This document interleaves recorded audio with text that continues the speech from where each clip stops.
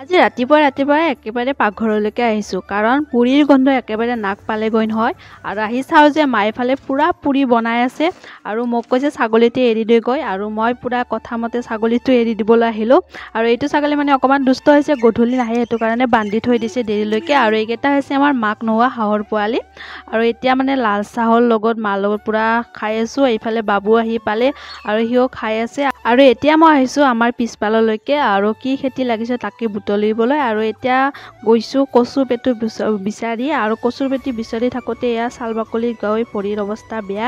আৰু এইটো হৈছে আমাৰ প্ৰথম ভাতকেৰেলা লাগিছে, সেইটোও লৈ আহিলোঁ, আহি পিনে ভালদৰে ধুই লৈ আৰু এতিয়া মায়ে দিলে বৰা চাউলৰ পায়সো বনাইছে, তো সেয়া খাই ল'লোঁ অকণমান। আৰু এতিয়া গোটেইখিনি মানে কামখিনি কৰি আছোঁ, সিজাই ল'লোঁ আৰু এয়া আমাৰ পইতা ভাতৰ ডিছটো ৰেডি হৈ গ'ল। ইয়াৰে লং ব্লগ আহি আছে, আপোনালোকে চাব। আৰু এতিয়া আমি খাই আছোঁ আৰু আজি ব্লগটো ইয়াতে সামৰিছোঁ। Bye bye.